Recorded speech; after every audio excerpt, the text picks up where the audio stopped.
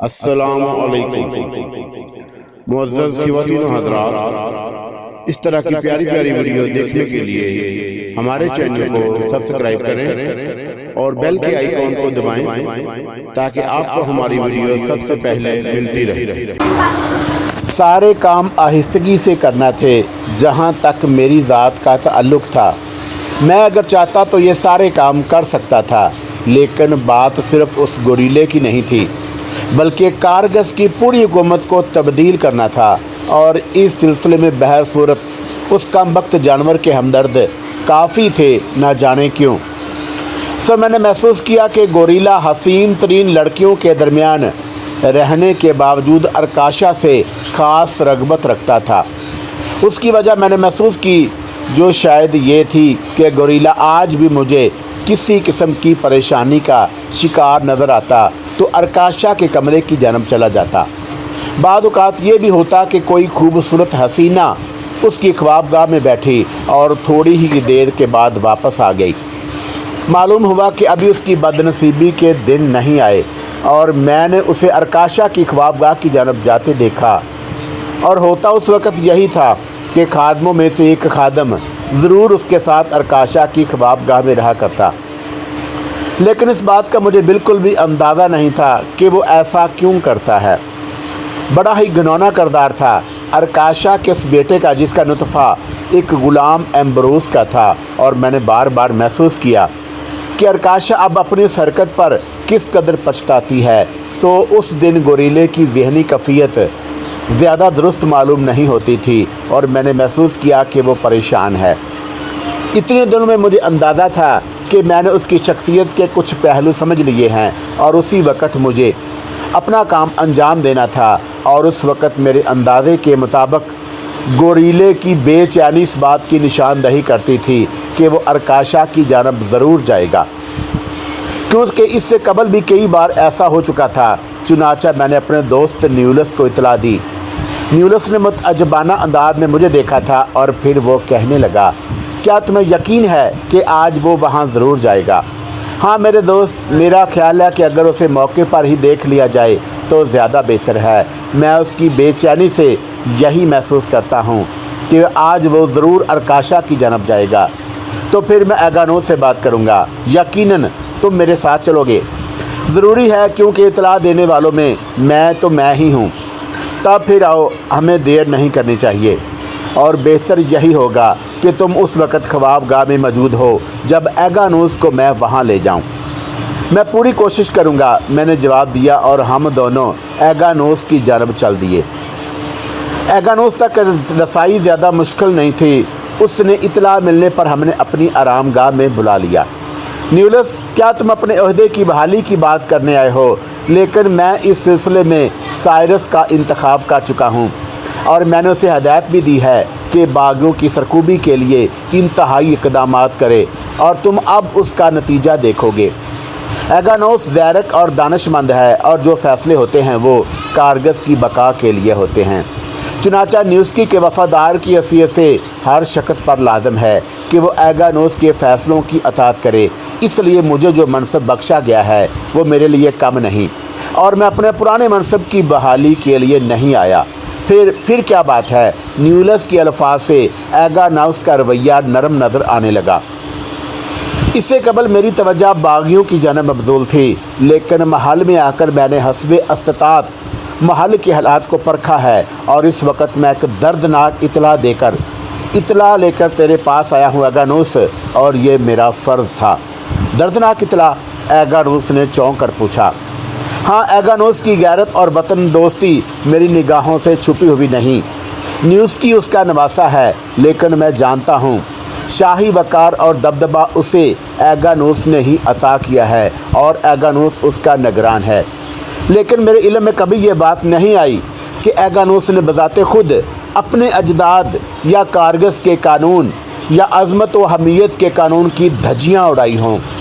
ہاں، یہ حقیقت ہے، ہم نے نیوسکی کے معاملات میں مداخلت نہیں کی، لیکن خود کبھی کارگس کے قوانین کو عمدہ نہیں کہا۔ اس لیے مجھے یقین ہے کہ اس معاملے کی ایگانوس کو اطلاع نہیں ہے۔ کس معاملے کی بات کر رہے ہو نیولس؟ بات کو الجھائے بغیر صاف صاف کہو۔ ہمارے اس خادم کا نام ایسالاز ہے اور یہ میری جانب سے نیوسکی کی خوابگاہ پر تعینات تھا۔ نیولس نے میری طرف اشارہ کیا۔ تو پھر تمہارے اس خادم نے ایسی کیا بات دیکھی جس نے تم نے محسوس کیا کہ کارگس کا قانون زخمی ہوا ہے؟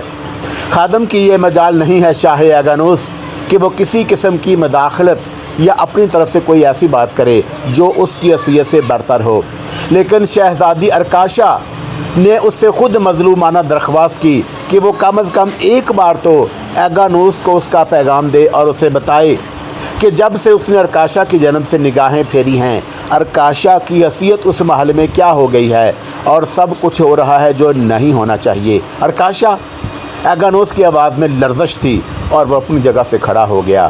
پھر بولا، کیا ہوا ارکاشا کو؟ شاہ اگانوس، کیا تم اس دوران کبھی ارکاشا کی خیریت جاننے کی کوشش کی ہے؟ کیا تم اس سے ملے ہو؟ نہیں، طویل عرصے سے نہیں۔ اور اس کی وجہ کیا ہے؟ یہ پوچھنے کا حق ایک خادم کو تو نہیں، لیکن نیولس نے بات ادھوری چھوڑ دی۔ اور اس کی وجہ یہ ہے کہ میں ارکاشا کی کچھ باتوں سے شدید ناراض تھا۔ میں منتظر تھا اس بات کا کہ ارکاشا خود مجھ سے رابطہ قائم کرتی۔ اس کے انداز میں بے پناہ بے چینی تھی اور وہ پھر بولا، لیکن اس نے مجھ سے رابطہ قائم نہیں کیا اور میں اس سے برگشتہ رہا۔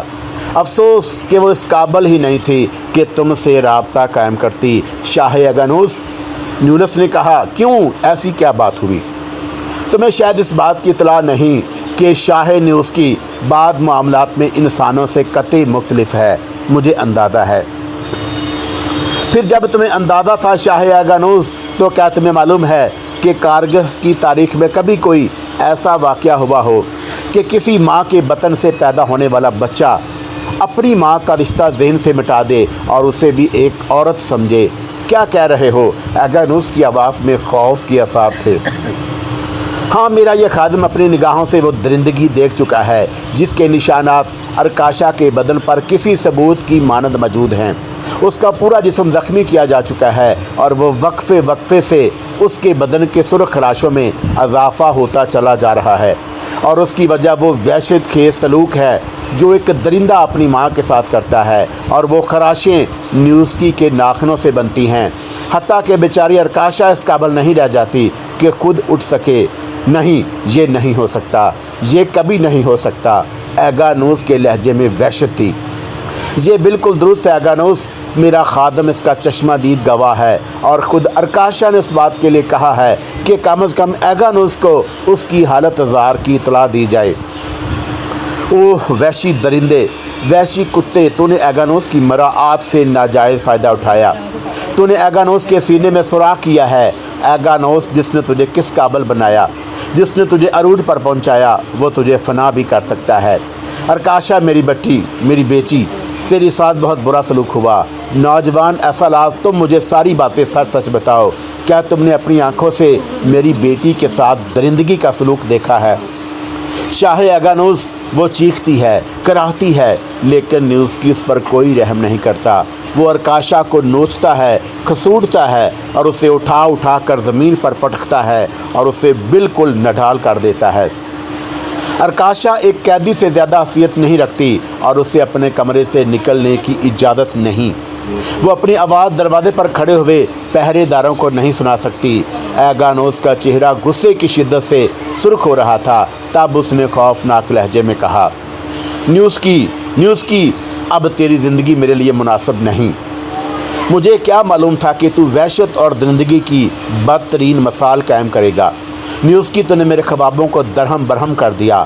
آہ، میں نے تیرے بارے میں کیا سوچا تھا، لیکن تو نے میرے سینے میں خنجر گھونپ دیا۔ نیولس، تو نے میرے اوپر احسان کیا ہے۔ بے شک تو میرا مخلص اور ہمدرد ہے۔ میں نے تیرے ساتھ بہتر سلوک نہیں کیا۔ میں ابھی ارکاشا سے ملوں گا۔ آہ، میری بچی کس اذیت کا شکار ہے۔ اگانوس غصے اور رنج کی کیفیت سے نڈال ہو گیا تھا۔ شاہ اگانوس، میری ایک درخواست ہے۔ کیا؟ اس نے غم و اندوہ کے لہجے میں کہا۔ ابھی آپ انتظار کریں۔ کیا انتظار کروں؟ اگر آپ کچھ انتظار کریں تو بہتر ہے۔ میں اس وقت آپ کو وہاں پہنچاؤں جب نیوسکی درندگی کا مظاہرہ کر رہا ہو۔ دوسری صورت میں وہ ہم سب کو جھوٹا بھی ثابت کر سکتا ہے۔ لیکن میں کیسے انتظار کروں؟ میں اپنی بچی کے لیے بے چین ہوں۔ हमें मसलतन ऐसा करना पड़ेगा। कैसी मसलत? मैं आज भी कादर हूँ। वो क्या समझता है खुद को? उसने तो अपनी माँ का ख्याल ना किया, मैंने उसके लिए क्या नहीं किया, लेकिन आज भी मेरी आवाज़ उससे बरतर है। तुम क्या समझते हो? बोलो, क्या समझते हो तुम? किसके बारे में शाह एगानोस? कारगिल पर किसकी हुकूमत है? न्यूस्की की। दूसरों की तरह तुम भी अहमक हो। ज़रा भी समझदार होते तो समझ आते न्यूस्की होता कौन है। एक वैसी, सिर्फ एक जानवर जिसे मैंने इंसान बनाया, और जब वो अपनी हैबत नहीं बदल सका तो और क्या कर सकता है? नहीं न्यूलस, कारगिल पर आज भी मेरी हुकूमत है और उसके वफादार मेरी कुव्वत से नहीं लड़ सकते। शाह बेहतर जानता है, लेकिन मैं तुम्हारी बात मानूंगा खादम। जाओ, अपना काम अंजाम दो, और न्यूलस तुम मेरे साथ रहो। मैं उसे आलम वहशत में देखना चाहता हूँ। मैंने सर झुका दिया और फिर मैं वापस न्यूस्की की ख्वाबगाह में आ गया। वैशी दरिंदा अंदर गुरा रहा था और फिर ज़्यादा देर नहीं गुजरी थी कि वो आंधी और तूफ़ान की तरह बाहर निकला और उसके अंदाज में वहशत थी। तमाम खादम मुअद्दब हो गए और उसने किसी से कुछ नहीं कहा और आगे बढ़ गया। किसी की हिम्मत ना हुई थी कि उसके पीछे जाए, लेकिन मुझे किस बात की परवाह हो सकती थी। मैं उसके पीछे दौड़ा और मैंने महसूस कर लिया कि उसका रुख अरकाशा की ख्वाबगाह की तरफ है, और तब मैंने उसके साथ अंदर जाना मुनासिब नहीं समझा और मैं एगानोस की तरफ चल पड़ा। न्यूलस एगानोस के पास मौजूद था और दोनों मुझे देखकर उछल पड़े। वो शहजादी के कमरे की जानब गया है। मैंने खादमों के से अंदाज में कहा, आओ चलो चलो न्यूलस आओ। एगानोस ने बड़ा खंजर अपने लिबास में छुपा लिया और फिर वो बाहर लपका। मैं और न्यूलस उसके पीछे थे। न्यूलस ने मुस्कुराते हुए मुझे आंख मारी और मैं भी मुस्कुराने लगा। तब हम तीनों अरकाशा की ख्वाबगाह पर पहुंच गए। ख्वाबगाह का दरवाज़ा बंद नहीं था और अंदर से अरकाशा की वहशतज़दा आवाज़ें सुनाई दीं। कभी कभी ये आवाज़ें कर्बनाक चीखों में बदल जाती। एगानोस दीवाना वार अंदर दाखिल हो गया और न्यूलस भी उसके पीछे ही अंदर चला गया। अंदर का मंजर मेरे लिए अजनबी नहीं था। शराब के बर्तन ज़मीन पर बिखरे थे। अरकाशा बेलबाज थी और उसके बदन पर नई खराशें नज़र आ रही थी, और कवि हिकल गोरिल्ला दरमियान में खड़ा हुआ था।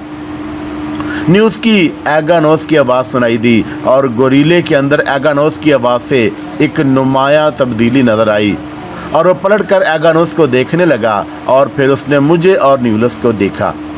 एगानोस आगे बढ़ गया और अब वो गोरीले के मुकाबल नज़र आ रहा था। न्यूस्की, ये तू है?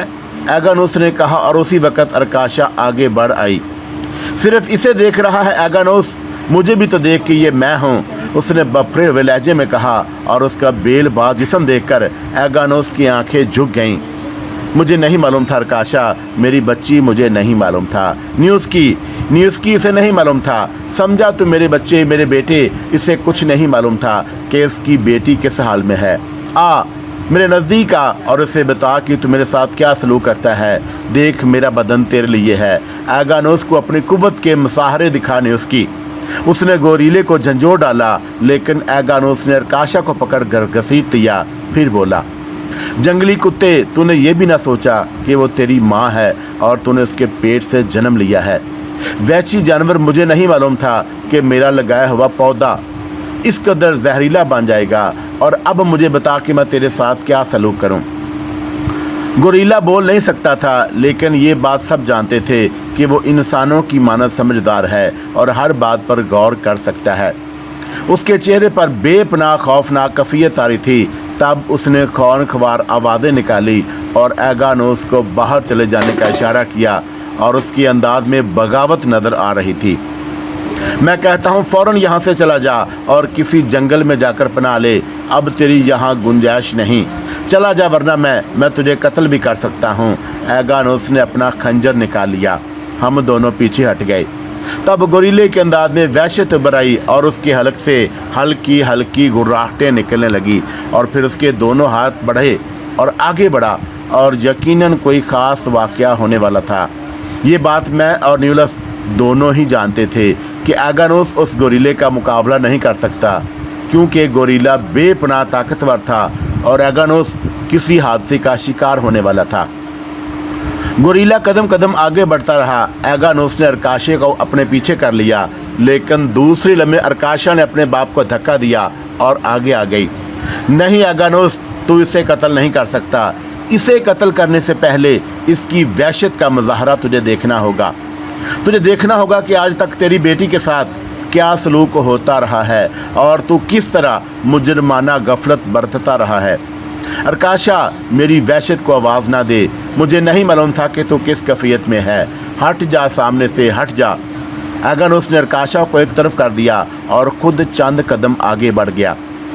तब अचानक गोरीला अपनी जगह रुक गया और वो इस अंदाज में रुका था जैसे वो एगानोस पर हमला आवर होना चाहता हो। एगानोस के अंदाज में वही कैफियत थी। वो बेहद खूनख्वार नजर आ रहा था और उसका लंबा खंजर हाथ में लहरा रहा था। रुक क्यों गया बुज़दिल? आगे बढ़ और मुझसे मुकाबला कर। मैं आजमाना चाहता हूँ कि मेरे बाजुओं में अब कितनी कुव्वत है और क्या अब मैं इस मुजरम को शिकस्त नहीं दे सकता जिसने कारगस के कवानीन से बगावत की है और जो हमारे अजदाद के बनाए हुए असूल तोड़ने का मुर्तकिब हुआ है। तूने जो कुछ किया उसके लिए तुझे कभी मुआफ़ नहीं किया जा सकता, क्योंकि अरकाशा तेरी माँ है। बकवास बंद करो। अचानक गोरीले के मुंह से आवाज़ निकली और एगानोस का मुंह भी हैरत से फैल गया। मैं इसका बेटा नहीं हूँ, मैं एम्बरोस का बेटा भी नहीं हूँ। मैं कौन हूँ इसके बारे में उस वक़्त बताऊँगा जब तुम ज़िंदगी की आखिरी सांसें ले रहे होंगे। और ये ऐसी अचानक हैरत अंगेज़ बात थी कि ना सिर्फ मैं और न्यूलस बल्कि अरकाशा और एगानोस भी शशदर रह गए थे और उन्होंने कभी इस गोरीले को बोलते हुए नहीं देखा था। तब गोरीले ने अपना सर हाथ रखा और एक नाकाबिले यकीन वाक़या रूनुमा हुआ। गोरीले ने अपने पूरे बदन से पूरी खाल उतार दी और उस गोरीले की खाल और उस खाल के नीचे से जो इंसान बरामद हुआ था वो मेरे लिए, अरकाशा के लिए और एगानोस के लिए तहय्युर खेज था। न्यूलस उसे नहीं जानता था, लेकिन हम उसे जानते थे। ज़ीशान आली और करोती वो गौतम भंसाली था। तो तू कौन है? एगानोस ने कपकपाती हुई आवाज़ में कहा। एक कहानी, एक दास्तान। मेरी सूरत तेरे लिए और तेरी बेटी के लिए अजनबी ना होगी, उसने जवाब दिया। लेज़ल, तू, ये तू है? हाँ, और अब तुझे मालूम होगा एगानोस की अरकाशा मेरी माँ नहीं, मेरी महबूबा है। लेकिन तू तो मर चुका था। हाँ, मैं मर चुका था, लेकिन मेरा इल्म, मेरा जादू ज़िंदा था और मैंने तुझसे कहा था ना कि मैं एक दास्तान हूँ, एक अनोखी दास्तान। अब वक्त आ गया है कि मैं खुद को अफशां कर दूँ और इससे मुनासिब वक्त और कोई नहीं। ये कारगस की दास्तान का सबसे अजीब और पुरइसरार मोड़ था। मैं नहीं जानता था कि गोरीला लेज़ल कैसे बन गया और उसने तो अरकाशा के बतन से जन्म लिया था और मुझे ये भी नहीं मालूम था कि वो जादूगर कुबड़ा मेरी इस वहशत के सिए से भी वाकिफ़ था या नहीं। कुबड़ा, लेज़ल याद है ना? वही जादूगर कुबड़ा जिसने आरमोन से कहा था कि अरकाशा इसे दे दे और हुकूमत खुद ले ले, और फिर उसने खुद को आरमोन के सामने हलाक कर लिया था। गोरीले की खाल ज़मीन पर पड़ी थी और खंजर एगानोस के हाथ में लर्ज़ रहा था। सब तस्वीरें हैरत बने हुए थे। एगानोस गोया सब कुछ भूल गया था, बस वो आंखें फाड़े कुबड़े को देख रहा था। नामुमकिन, नाकाबिले यकीन, मरने वाले इस तरह ज़िंदा नहीं होते, उसके मुंह से निकला। हाँ, वो किसी मिशन की खातिर अपनी ज़िंदगी को 2 हिस्सों में तकसीम कर देते हैं। क्या उन्हें अपनी बकिया ज़िंदगी के इस्तेमाल का हक़ नहीं? लेकिन लेज़ल, तू, मैंने पूरी ज़िंदगी में सिर्फ 2 काम किए हैं। एगानोस, पोशीदा अलूम का हसूल या अरकाशा से इश्क। एक वक्त ऐसा भी आया जब मैंने सिर्फ अरकाशा के इश्क में अपने सारे इल्म कुर्बान करने का फ़ैसला कर लिया, लेकिन अरकाशा मेरी ना बन सकी और उसने आरमोन को अपना लिया। तब मैंने आरमोन से कहा कि वो सारी ज़िंदगी खुश ना रह सकेगा, मैं उसे सुकून ना लेने दूंगा। और एगानोस, उसके बाद मैंने अपनी ज़िंदगी के 3 हिस्से किए। एक जगह मेरा इल्म नाकाम रहा तो मैंने पूरी तवज्जो अपने इल्म पर दी। तीनों हिस्सों में पहला हिस्सा वो था जब मैं गुलाम एम्बरोस की हैसियत से अरकाशा के सामने आया। गुलाम एम्बरोस को मैंने फना कर दिया और फिर मैंने अपनी ज़िंदगी को भी कुर्बान किया और ख़ुद को अरकाशा के बदन में महफूज कर लिया। और फिर लेज़ल को आरमून के सामने कत्ल करके मैंने उस ज़िंदगी का ख़ात्मा कर दिया ताकि तीसरी ज़िंदगी में दाखिल हो जाऊं। جو بظاہر ایک جانور کی زندگی ہو لیکن اس کے اندر لیزل پرورش پا رہا ہو، اور میں نے جانور کا روپ اس لیے اختیار کیا تھا ایگانوس کے ساری سازشوں سے محفوظ رہوں اور دوسرے میرے لیے سازشیں کرتے رہیں، اور اس ہار میں لیزل کبڑے کی طرح کمزور نہیں تھا۔ چنانچہ میں نے اپنے رقیب کو شکست دی اور آرمون میرے ہاتھوں مارا گیا۔ اب ارکاشا میرے سوا کسی کی نہیں، اور میں لیزل کی ماند کمزور بھی نہیں۔ پہلی بار میرے علم نے میری کوئی مدد نہیں کی، لیکن دوسری بار وہ میرا بھرپور ساتھی تھا۔ لیزل کبڑے کے ہونٹوں پر ایک شیطانی مسکراہٹ رقص کر رہی تھی، اور واقعی انوکھی کہانی تھی۔ میری سمجھ میں تو کچھ نہیں آ رہا تھا، اور یوں لگ رہا تھا کہ جیسے ایگانوس بھی اس کہانی کو پوری طرح سمجھنے سے قاصر ہو، اور اس کے انداز میں ہیجان نظر آ رہا تھا۔ تب تھوڑی دیر کے سوچنے کے بعد اس نے کہا، تیرے علوم اپنی جگہ، لیکن کارگس کے کسی شیطان نے بھی اس عورت کی عزت کی ہے جس کے بطن سے اس نے جنم لیا، اور تو کیا، تو نے اس مٹی کو بھی فراموش کر دیا جس نے تجھے تشکیل کیا؟ اگر ایسا ہوا تو لیزل نے پوچھا، تب ایکالائشس کے عتاب سے محفوظ نہیں رہے گا، اور ایکالائشس قوتیں سلب کرنے والوں میں سے ہے۔ وہ ماؤں کا محافظ ہے، اور اس کے عتاب سے کسی کو مفر نہیں۔ میں اس کی قوتوں کو آواز دوں گا۔ کبڑے کی شیطانی مسکراہٹ کچھ اور گہری ہو گئی۔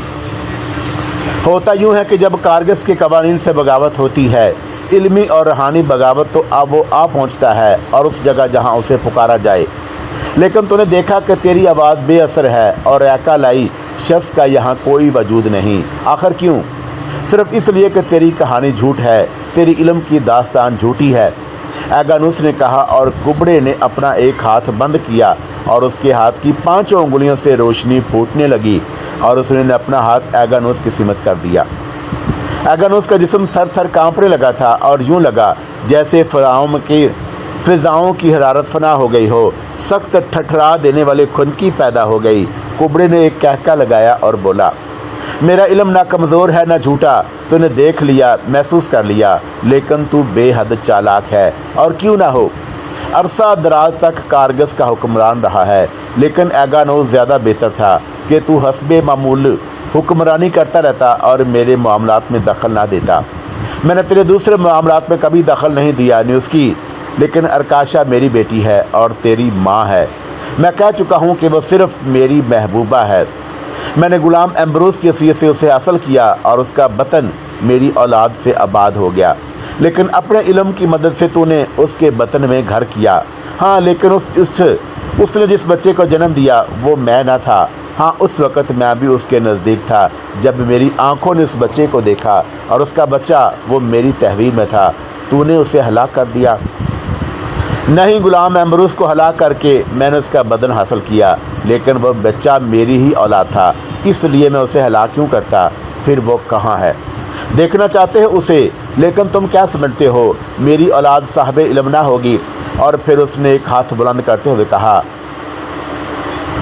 تماسر تو کہاں ہے؟ ان کے سامنے اپنا وجود پیش کر۔ دوسرے ہی لمحے کمرے میں ایک قوی ہیکل سیاہ فام نظر آیا، جس کے آنے کا کوئی راستہ نہیں تھا، لیکن اس کی شکل دیکھ کر سب دنگ رہ گئے، کیونکہ وہ ایمبروس کی جوانی تھی، 100% اس کا ہم شکل۔ سب دنگ رہ گئے تھے، یہاں تک کہ ارکاشا بھی۔ سب متحیرانہ نگاہوں سے اس غلام کو دیکھ رہے تھے۔ ارکاشا کے ہونٹ کپ کپا رہے تھے۔ یہ میرا بیٹا ہے، آہ ذلیل لیزل کبڑے، تو نے میرے بیٹے کی پیدائش کے فوراً بعد اسے مجھ سے جدا کر دیا تھا۔ میرا بیٹا۔ لیزل کے چہرے پر بدستور شیطانیت تھی، اور اس کے ہونٹوں پر مسکراہٹ۔ اس نے نوجوان کی طرف دیکھا اور بولا، یہ میرا بھی بیٹا ہے، اور اس نے میری آغوش میں پرورش پائی ہے۔ یہ ماں کے وجود سے ناواقف ہے ارکاشا، اور اس لیے تمہاری آواز اس کے لیے بیکار ہے۔ آہ، تو نے میرے ساتھ بہت برا سلوک کیا ہے لیزل، اور تو آج بھی میرے ساتھ ناانصافی سے کام لے رہی ہے ارکاشا۔ میری محبت کو دیکھ، میری پائیداری کو دیکھ۔